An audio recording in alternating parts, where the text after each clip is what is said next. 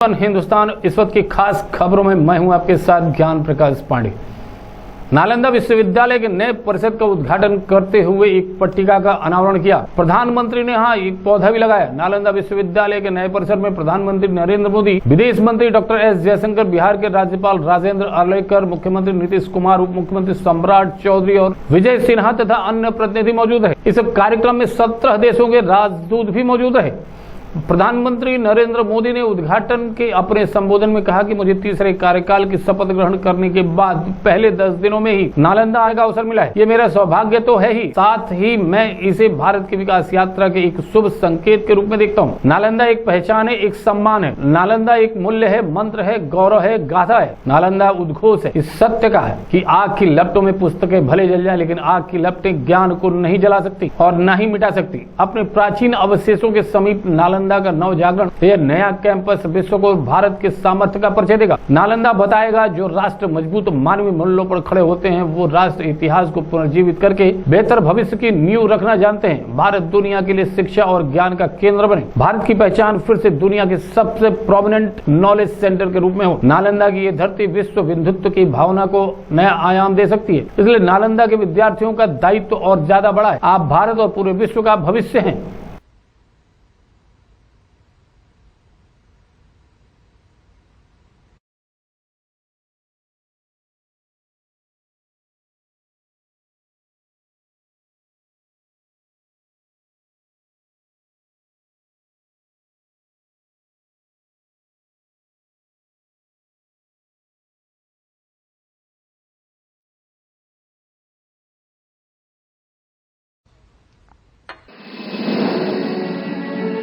India has a rich tradition of education that goes back thousands of years. From the sacred teachings of the Vedas to the comprehensive studies in Gurukuls, education in ancient India was revered as a path to enlightenment and wisdom. Among the most illustrious of these centers was Nalanda University. एक शुभ संकेत के रूप में देखता हूं। नालंदा ये केवल नाम नहीं है। नालंदा एक पहचान है, एक सम्मान है। नालंदा एक मूल्य है, नालंदा एक मंत्र है, गौरव है, गाथा है। नालंदा है उद्घोष इस सत्य का कि आग की लपटों में पुस्तकें भले जल जाएं, लेकिन आग की लपटें ज्ञान को नहीं मिटा सकती। नालंदा के ध्वंस ने भारत को अंधकार से भर दिया था।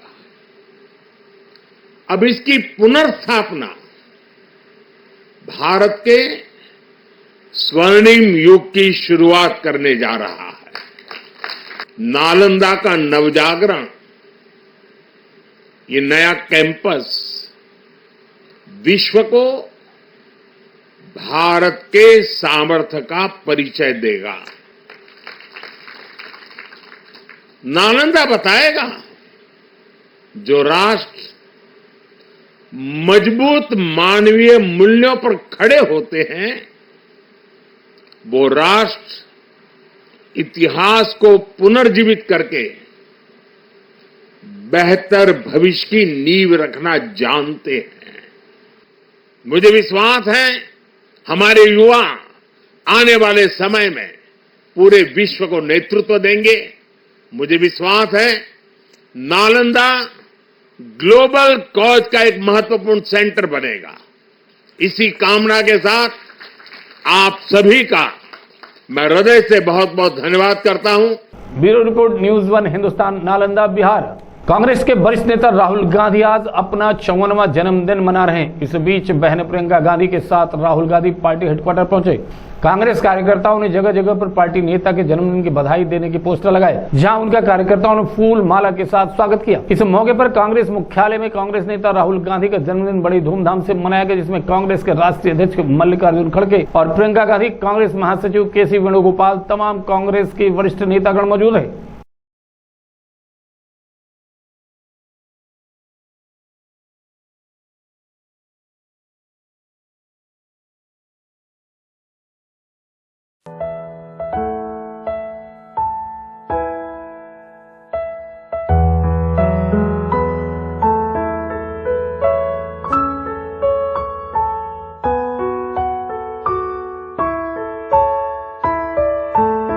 Bureau report, news 1 Hindustan, Delhi. Ghaziabad के इंद्रपुर थाना क्षेत्र मंगलवार रात वसुंधरा के सेक्टर 13 स्थित मर्लिन सोसाइटी की छठी मंजिल पर बने फ्लैट में मंगलवार देर रात आग लग गई। आग लगने का कारण शॉर्ट सर्किट बताया जाता है। घटना स्थल पर किसी को कोई नुकसान नहीं हुआ, ना कोई जनहानि हुई। कई लोगों को रेस्क्यू कर हॉस्पिटल पहुंचाया गया। सामान्य अधिकारी ने बताया कि आग बुझाने के लिए हमें कई जगह फायर ब्रिगेड की गाड़ियां बुलानी पड़ी। इसके बाद आग पर काबू पा लिया गया। आज समय रात्रि लगभग 11:20 पर फायर स्टेशन वैशाली को सूचना प्राप्त हुई थी। मर्लिन सोसाइटी सेक्टर 13 वसुंधरा में फ्लैट नंबर 607 में आग लगी है। तत्काल हमारी 3 गाड़ियां मैं एफएसओ घटनास्थल के लिए रवाना की गई। वहां जाके देखा तो फ्लैट में तेज आग लगी हुई थी और पूरी सोसाइटी में धुआं भर गया था। तत्काल फायर फाइटर्स की टीम ने सभी फ्लैटों से लोगों को बाहर निकाला और जो एक 605 फ्लैट में कुछ बुजुर्ग महिला थी जो स्मोक के कारण बाहर नहीं निकल पा रही थी, उनको तत्काल सहायता प्रदान करके सुरक्षित एम्बुलेंस तक पहुंचाया। साथ ही कोतवाली, घंटाघर फायर स्टेशन से, साहिवास से भी 2 गाड़ियां घटनास्थल पे मैं एफएसओ के पहुंची और आग बुझाने का कार्य किया गया। इस घटना में किसी प्रकार की कोई जनहानि हुई, सभी को सुरक्षित बाहर निकाल लिया गया। साथ ही लगभग 1.5 घंटे में आग को पूर्ण रूप से बुझा दिया गया है। गाजियाबाद से देवानंद वर्मा की रिपोर्ट। दिल्ली सरकार के जल मंत्री आतिशी ने कहा कि सुप्रीम कोर्ट ने भी दिल्ली के जल संकट की बात मानी, लेकिन इसके बाद भी हरियाणा की बीजेपी सरकार ने दिल्ली के हक का पानी नहीं दिया। हमारे विधायक केंद्रीय जल शक्ति मंत्री से मिलने गए, लेकिन वह नहीं मिले। वहीं कल हमारे अधिकारी हरियाणा सरकार के अफसरों से दिल्ली के हक का पानी मांगने गए, उन्होंने पानी देने से इंकार कर दिया। हरियाणा और दिल्ली दोनों राज्यों में 3-3 करोड़ लोग रहते हैं, लेकिन जहाँ हरियाणा को 6050 एमसीडी पानी मिलता है, तो वहीं दिल्ली को मात्र 1050 एमसीडी पानी ही मिलता है। अब दिल्ली वालों का कष्ट हदें पार कर गया। दिल्ली वाले बूंद बूंद पानी के लिए तरस रहे हैं। आप सोचिए, 28 लाख लोगों तक पानी नहीं पहुंच रहा। वो घंटों घंटों पानी का इंतजार कर रहे हैं, टैंकर का इंतजार कर रहे हैं, कम से कम पानी में अपनी जिंदगी चला रहे हैं, लेकिन फिर भी हरियाणा सरकार दिल्ली को पानी नहीं दे रही। मैंने आज देश के प्रधानमंत्री नरेंद्र मोदी जी को चिट्ठी लिखी है और मैंने उनसे निवेदन किया है, मैंने उनसे आग्रह किया है कि अब दिल्ली वालों का कष्ट हर सीमा को पार कर रहा है। आज दिल्ली में 28 लाख लोगों को पानी नहीं मिला, तो मैंने प्रधानमंत्री नरेंद्र मोदी जी से ये विनम्र निवेदन किया है कि वो दिल्ली के लोगों को पानी दिलवाएं। वो चाहे हरियाणा से दिलवाएं, वो कहीं से पानी दिलवाएं, लेकिन अब उनको किसी प्रकार से दिल्ली के लोगों को पानी दिलवाना होगा। देखिए, मैंने तो आपको बताया दिल्ली में 28 लाख लोगों को पानी नहीं मिल रहा है और वो दिल्ली के अलग अलग हिस्सों में होंगे। 1 MGD पानी 28,500 लोगों को पानी की सप्लाई देता है। 1 MGD पानी, दिल्ली के पास 100 MGD पानी कम आ रहा है। इसका मतलब 28 लाख लोगों के पास पानी कम आ रहा है। आप अगर 4 लोगों का भी एक परिवार माने तो 7 लाख ऐसे परिवार हैं दिल्ली में जिनको पानी मिल ही नहीं सकता, क्योंकि पानी है ही नहीं, क्योंकि हरियाणा पानी दे ही नहीं रहा है।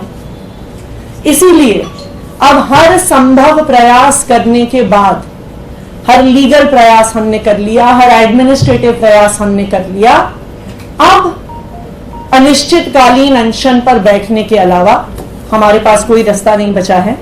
तो अगर दिल्ली वालों को 21 तारीख तक पानी नहीं मिलता तो 21 तारीख से मैं अनिश्चितकालीन अनशन पर बैठूंगा।